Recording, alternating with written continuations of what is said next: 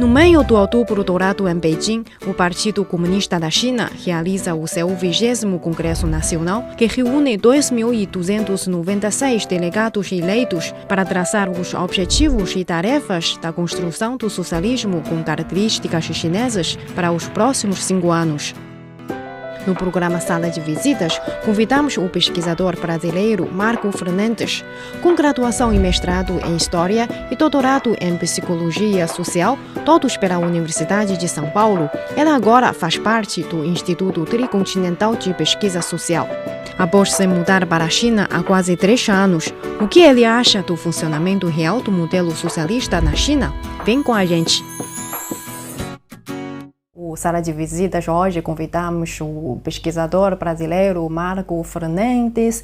Boa tarde, muito obrigada por aceitar nosso convite, e especialmente neste espaço. Boa tarde, Isabel, é um prazer estar aqui. O 20º Congresso Nacional do Partido Comunista da China ocorre após que o partido completar seu centenário no ano passado. De um grupo de 50 pessoas, o partido agora tem um contingente de 96,7 milhões de membros espalhados pelo país todo. Por isso, então, neste contexto, como você interpreta este evento de um ponto de vista histórico? Porque a história é da sua área. Sim, é verdade. E eu acho que uma das coisas mais impressionantes que eu aprendi com a história do Partido Comunista é a resiliência do partido. O Partido Comunista podia ter sido destruído, eliminado muitas vezes na sua história. O partido soube se adaptar várias vezes a situações muito adversas. E eu acho que esse congresso específico ele tem muitos elementos interessantes, que acho que a gente vai conversar aqui sobre eles também. Esse congresso tem uma característica histórica diferente, porque é o primeiro congresso em que a China de fato se torna um dos protagonistas da geopolítica global.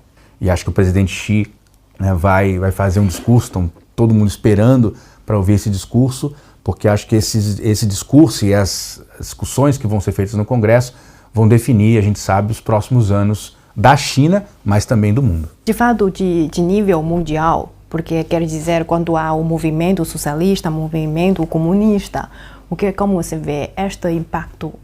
Eu acho muito interessante essa questão, porque ela remete a gente a um discurso, do presidente Xi Jinping. Foi publicado mais ou menos umas 3 semanas atrás, na revista teórica do partido, Qiushi. E é isso que você falou. Nesse discurso, o presidente Xi deixa claro que a China continua com uma grande responsabilidade de manter acesa a chama do socialismo internacional. E muito interessante também que o presidente Xi aponta nesse discurso, primeiro é o fato de que, a China, depois do fim da União Soviética, a China foi o país que conseguiu manter com mais força, com mais vigor, um sistema socialista em construção.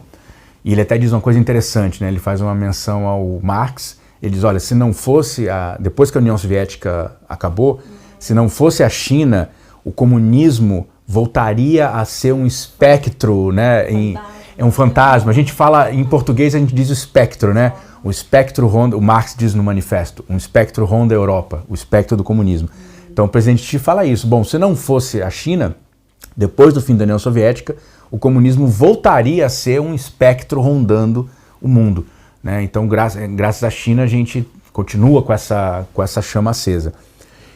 E por outro lado, uma coisa muito interessante é que o presidente Xi também coloca o Partido Comunista, na tradição, na antiga tradição, longa tradição chinesa também das dinastias. Ele diz, olha, mesmo as dinastias mais poderosas da China também um dia foram derrubadas.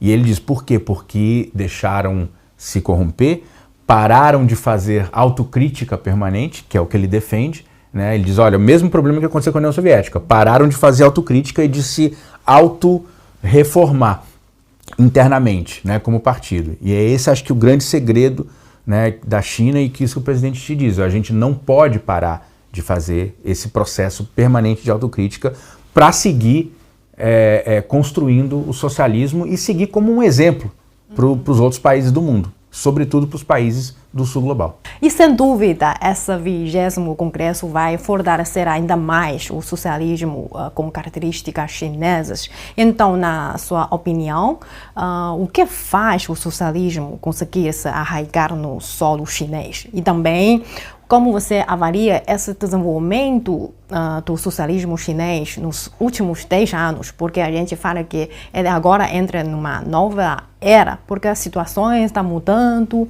o socialismo desenvolve. Como você vê essa questão? Bom, primeiro, acho que do ponto de vista histórico, é um pouco isso que a gente estava falando. Quer dizer, o Partido Comunista Chinês, em vários momentos, soube ler a realidade concreta e propor direções para o partido e para o país. Também foi capaz de aprender como governar territórios, né? Então, você tem os soviets em Beijing, primeiro no sul, depois você tem em Yan'an, né? O partido aprendeu ali como administrar uma economia, o partido tinha bancos, moeda própria, né? Como produzia na agricultura, como fazer comunicação, a Xinhua, né? Já vem de muito antes da Revolução, como dirigir um exército, né? Quer dizer, foi construído o Exército de Libertação Popular durante esse processo. Então, acho que isso, do ponto de vista histórico, explica muito de como que o socialismo se arraigou na sociedade chinesa. Agora, nos últimos 10 anos, aí também é muito interessante, porque quando o presidente Xi assume o governo na China em 2012, né, ele encara muitos desafios, né, e o partido encara muitos desafios. O primeiro deles era a corrupção, que era um problema seríssimo, né, que estava começando a minar a legitimidade do partido perante a população. Como o presidente Xi falou, nós vamos agora atrás não mais só das pulgas, nós vamos atrás dos tigres. Exatamente, né? Então isso é uma primeira coisa fundamental. Um grande problema também era a pobreza extrema, né? A China ainda possuía cerca de 100 milhões de pessoas vivendo na pobreza extrema. Bom, o partido então propõe um programa de alívio à pobreza direcionado, que tem uma metodologia muito inovadora, que é não só a questão de transferência de renda, mas como criar renda, como criar projetos produtivos, como criar cooperativas. Agora, como é que você faz um projeto desse num país do tamanho da China? O que o presidente Xi propôs, o partido propuseram, foi deslocar mais de 3 milhões de quadros do partido que foram viver na base, foram viver nos povoados, nos vilarejos, sobretudo, né, os rurais, reconectando a militância do partido à sua base, fazendo aquilo que a gente chama de trabalho de base, né, e ao mesmo tempo coordenando os esforços para o alívio da pobreza, para erradicar a pobreza. Então isso foi um grande sucesso, né, porque ele conseguiu, com uma solução, ele resolveu 2 problemas, né. E um outro grande desafio que apareceu, que ninguém esperava em 2012, foi o Covid, foi a pandemia, né, e que a China também soube, como ninguém, né, criar uma série de medidas, né, de vacinação em massa, de teste em massa, de confinamento, enfim, de lockdown em casos extremos, e graças a isso a China passou essa pandemia toda, pouco mais de 5 mil pessoas morreram no país, então a China foi muito bem sucedida, salvou a vida de milhões de pessoas.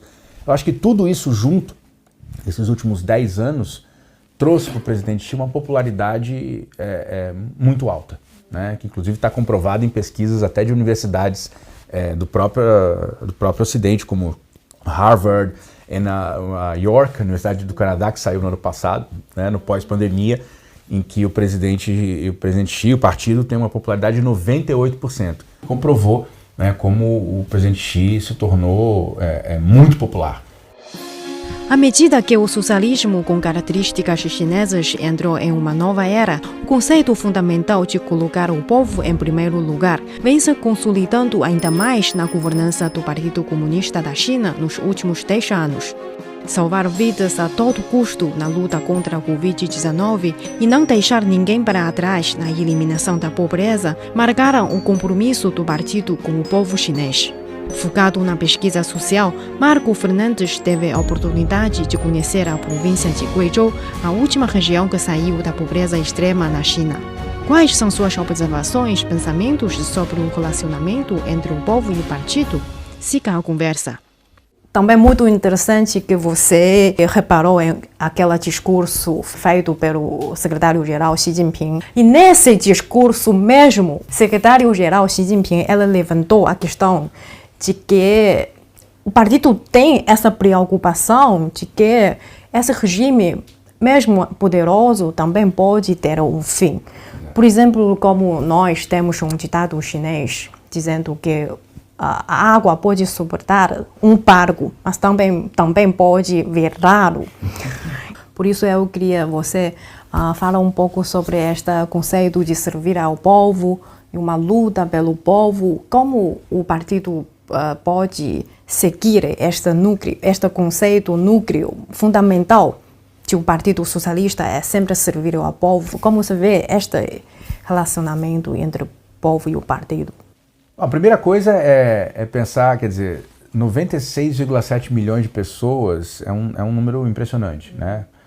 Se pensar que se o Partido Comunista da China fosse um país, seria o 16º país mais populoso do mundo, né? Eu acho que isso mostra, já é um primeiro indício, né, de como que o partido está arraigado na sociedade, de como o partido representa, né, o povo chinês. Ele é o povo chinês, né? Acho que do ponto de vista da organização do partido, esses últimos anos, né, alguns desses desafios, como eu disse, tanto a questão da campanha de alívio da pobreza, né, direcionada, quanto os esforços que foram feitos para a contenção da pandemia, eles foram um teste, né? Eles foram um teste para a organicidade do partido, para a capacidade do partido de estar em todos os lugares do país e cumprir com as tarefas e os desafios que a sociedade demandou. Então acho que principalmente esses dois testes que aconteceram nos últimos anos, eu acho que ajudaram, né, revigoraram essa relação do partido com o povo, né, e do partido com a sua base popular.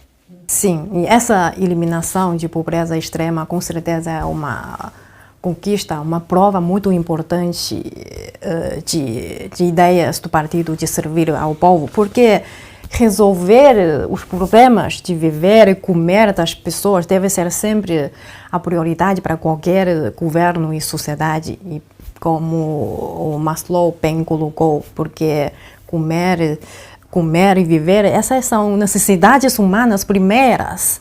E é porque 850 milhões de pessoas saíram de pobreza, esse número é gigante. Para muitas pessoas no Brasil, talvez não vá acreditar, porque é um número.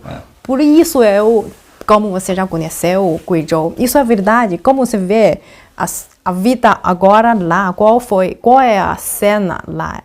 Olha, de fato eu tive a oportunidade de ir até Guizhou, né, e acompanhar e ver de perto muitos dos projetos, né, que foram implementados na província, a província mais pobre da China. Inclusive, se eu não me engano, acho que as 2 ou 3 últimos municípios, né, que saíram da pobreza foram em Guizhou, né, onde a tarefa foi cumprida, né. Não, primeiro, eu acho que tem um aspecto muito importante, que a China conseguiu erradicar a pobreza absoluta em novembro de 2020, né, no meio da pandemia, né, e segundo dados da própria ONU, por conta da pandemia em 2020, no mundo inteiro, 124 milhões de pessoas voltaram à extrema pobreza, né? E mais de 800 milhões de pessoas eram, naquele momento, subnutridas, quer dizer, não tem comida suficiente.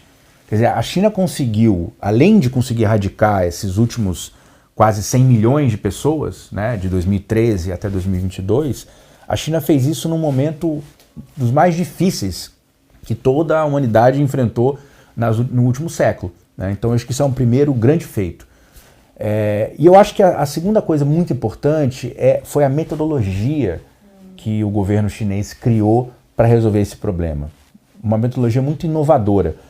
Primeiro porque contou com a mobilização dos quadros do partido, né, que foram viver a vida, né, viver nos vilarejos e construir isso junto com a população.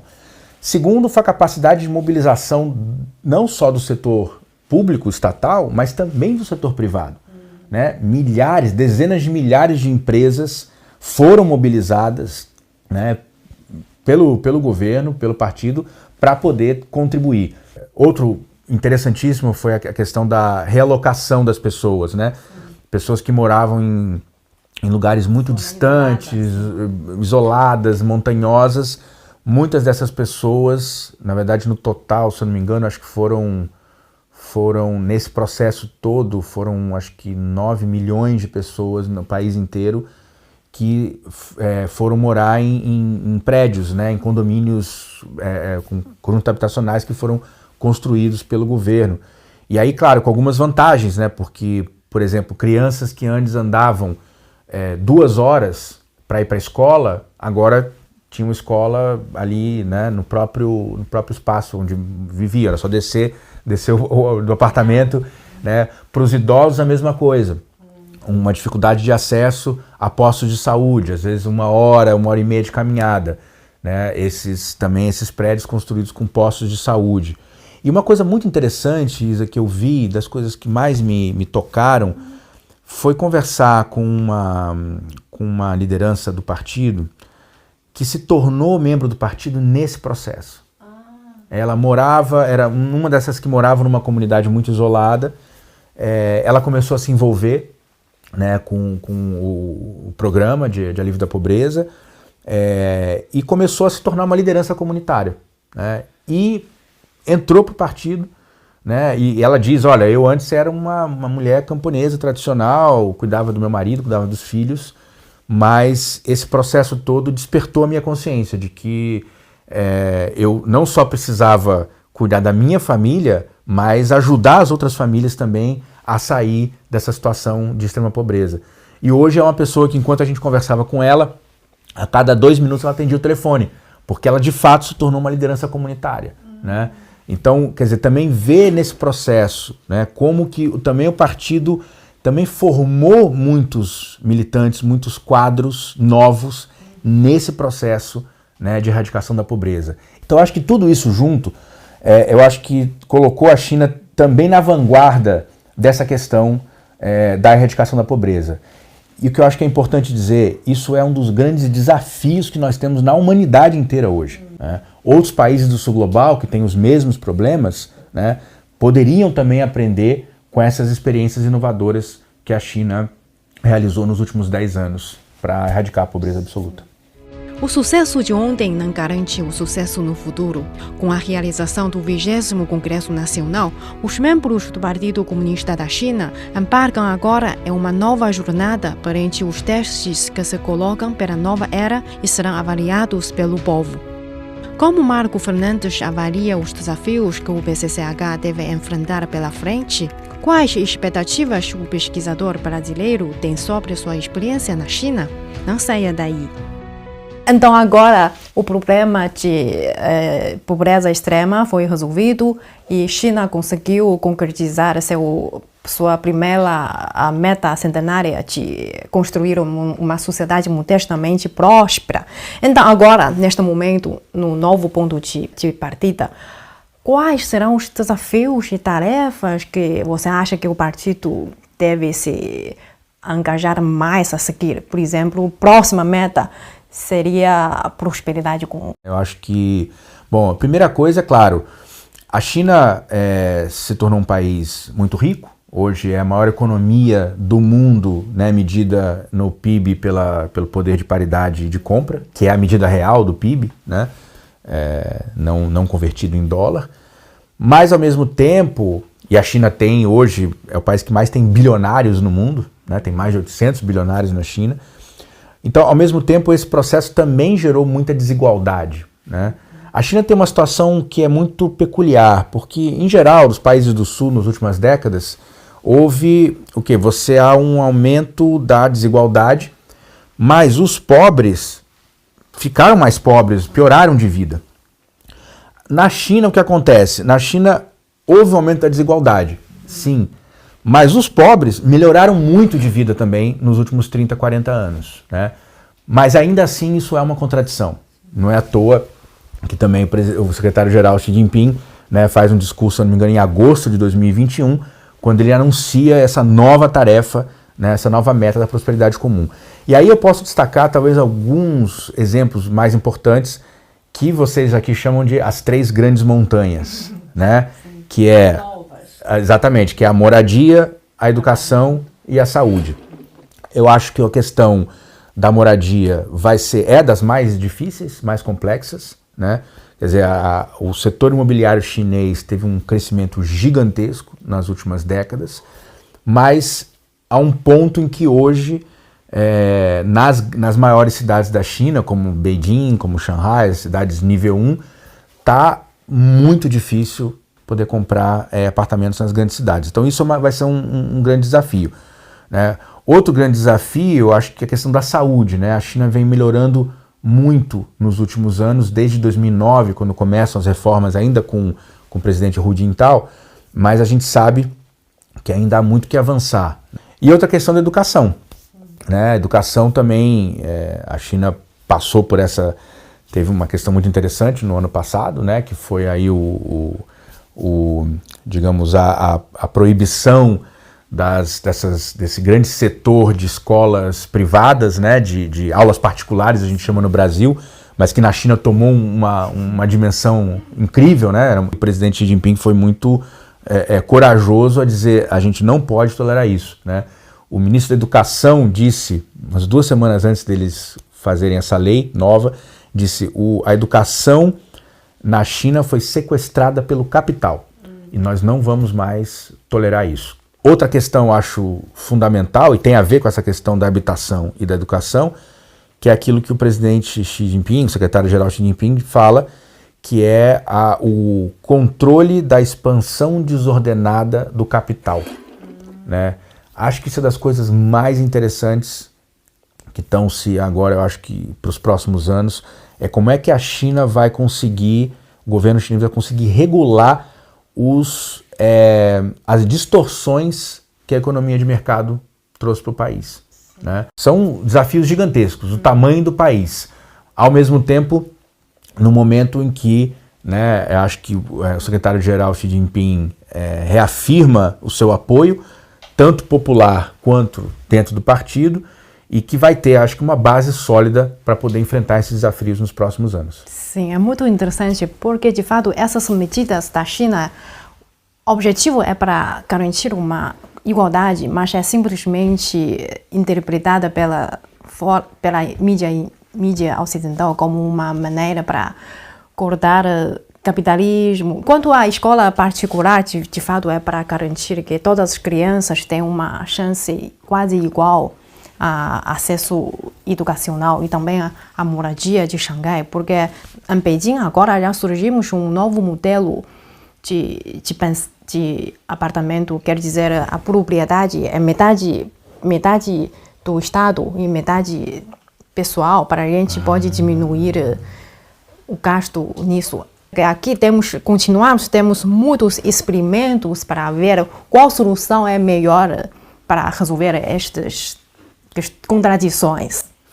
Eu só queria fazer um comentário muito interessante, eu não sabia disso de Pequim, mas na verdade, quer dizer, tudo isso está relacionado a um papel, uma presença maior do Estado em alguns setores da economia. E é claro, a China continua a ser uma economia de mercado, né? Vai continuar a existir capital na China, mas acho que isso que a China está propondo é mostrar que há limites também para o mercado e para o capital. A questão da moradia ela não vai ser resolvida se o Estado não voltar a ter um papel ainda mais presente, por exemplo, com esse exemplo que você deu de Pequim, mas mesmo agora, várias empresas estatais chinesas estão assumindo partes das empresas, das construtoras privadas que estão em péssima situação econômica, né? Porque o mercado está tocando o seu limite, né? Moradia, educação e saúde são bens comuns, né? O Estado precisa ter um papel central e acho que isso que o governo chinês está propondo nos próximos anos. Uhum. E a última pergunta é sobre você próprio, porque visto que a pesquisa no Instituto Tricontinental é muito voltada à luta pela igualdade e contra o imperialismo, já falamos que quer tentando juntar todas as forças de todo o sul global. E você até criou o Dongsheng News, que é uma plataforma que leva as notícias da China, mas diferente de visão narrativas ocidentais. Então, o que você mais espera obter nessa convivência com a China? Bom, a primeira coisa, eu como brasileiro, né, eu acho que a gente está num momento muito difícil no nosso país que vai precisar de muito trabalho de reconstrução, né, de um projeto nacional popular. Mais ou menos nos anos 80, né, a China, é muito interessante isso, em 1980 o PIB do Brasil e da China eram o mesmo. 42 anos depois, o PIB da China é 10 vezes maior do que o do Brasil, né? Ora, em 1980, a China começa a mandar muita gente para o Brasil para poder aprender com o desenvolvimento brasileiro. Isso você vai ver na indústria automotiva, na Itaipu, exatamente, na produção hidrelétrica que hoje a China domina também, na questão dos bancos de fomento, né, os bancos como o BNDES no Brasil, como os vários bancos aqui na China de fomento a desenvolvimento. Vários desses exemplos a China foi ao Brasil e aprendeu e voltou para cá e fez da sua forma, adaptado à sua realidade.